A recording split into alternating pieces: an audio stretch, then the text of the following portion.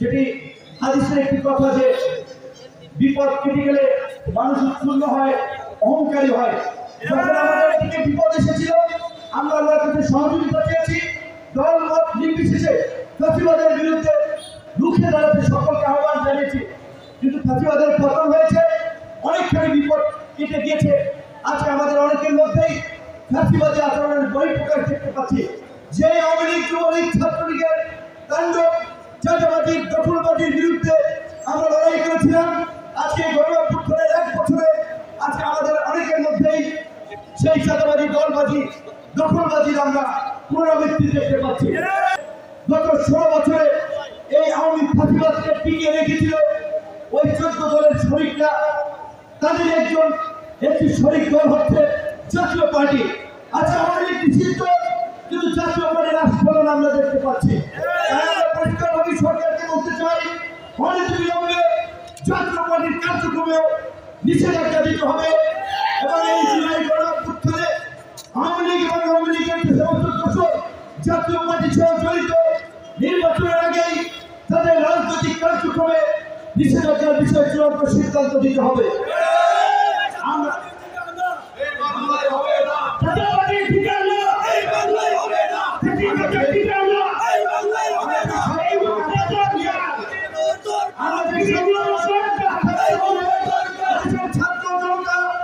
বন্দুকের লড়াইয়ের সামনে ছাত্রলীগ, যুবলীগের দৈত্যদানবদের সামনে দাঁড়িয়েছিলাম। 1 বছরে যখন আমরা সেই হিসাব মিলাতে যাই, আমরা দেখি আমাদের প্রাপ্তির চেয়ে অপ্রাপ্তির সারি দীর্ঘ। আমরা পরিষ্কারভাবে বলতে চাই, শুধুমাত্র নির্বাচনের জন্য এই আন্দোলন হয় নাই, কাউকে ক্ষমতায় বসানোর জন্য, কাউকে এমপি মন্ত্রী বানানোর জন্য এই আন্দোলন এবং সাধারণ ছাত্র জনতা জীবন যায় নাই। তাদের কাঙ্ক্ষিত স্বপ্নের বাংলাদেশ পরিবর্তন দেখার জন্যই রাজপথে বন্দুকের লড়াইয়ের সামনে দাঁড়িয়েছিল, কামান এবং ট্যাঙ্কের সামনে দাঁড়িয়েছিল। সেই ছাত্র জনতার আকাঙ্ক্ষার পরিবর্তন রাষ্ট্র সংস্কার নির্বাচনের আগেই করতে হবে। জুলাই সনদ পরবর্তী সংসদ বাস্তবায়ন করবে সেটি নয়, জুলাই সনদের আইনি ভিত্তি এই সরকারকে দিতে হবে এবং সেটা অবশ্যই আগামী নির্বাচনের আগে এবং এই জুলাই সনদের ভিত্তিতে, এই রাজনৈতিক সমঝোতার ভিত্তিতে, এই রাজনৈতিক ঐক্যের ভিত্তিতে আগামী নির্বাচন হবে।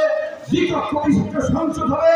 সংসদের সকল দলের প্রতিনিধিত্ব নিশ্চিত করার জন্য সংসদের উচ্চকক্ষে আনুপাতিক হারে প্রতিনিধিত্ব নিশ্চিত করতে হবে। এটি আমাদের গণ অধিকার পরিষদের একটি পরিষ্কার ঘোষণা।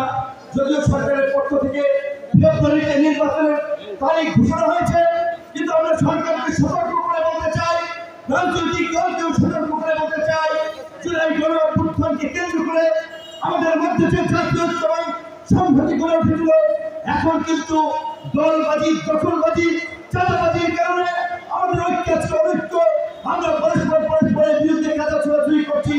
এই অবস্থা যদি চলতে থাকে, ফাঁসিবাদ সুযোগ পাবে, আমাদের সর্বনাশ হবে, নির্বাচন যথা সময়ে হবে না।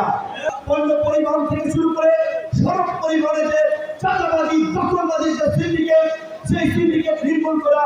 কিন্তু দুঃখের সাথে বলতে হয়, গত 1 বছরে কোন সিন্ডিকেট হয় নাই, কোন চাঁদাবাজির পরিবর্তন হয় নাই, শুধু ব্যক্তি এবং হাত বদল হয়েছে। তাই আমরা অন্তর্বর্তীকালীন সরকারকে, বিশেষ করে ডক্টর ইউনূসকে আমরা বলতে চাই, আপনার প্রতি মানুষ যে আশা আকাঙ্ক্ষা নিয়ে যে স্বপ্ন দেখেছিল, আপনি মানুষকে নিরাশ করবেন না, সেই স্বপ্নকে দুঃস্বপ্নে পরিণত করবেন না। অন্তত এই যে 6 মাস আগামীকাল আপনাদের হাতে আছে, উপদেষ্টা পরিষদ পুনর্গঠন করুন, প্রশাসনকে ফেলে সাজান, অন্যথায় আপনারা নির্বাচন করে বিদায় নিতে পারবেন না। নির্বাচনের আগে সংকট দেখা দিলে স্বাভাবিকভাবেই আরেকটি নির্বাচনকালে নিরপেক্ষ সরকারের প্রয়োজনীয়তা হতে পারে, কারণ এই সরকারের বেশ কিছু উপদেষ্টার বিরুদ্ধে দুর্নীতি, স্বজনপ্রীতি এবং সীমাহীন অনিয়মের অভিযোগ। তাই অবস্থা চলতে থাকলে নির্বাচনের আগে কিন্তু নির্বাচনকালীন সরকারের দাবি জোরালো হবে এবং আমাদের অবস্থান হয়তো সেই দিকে থাকবে।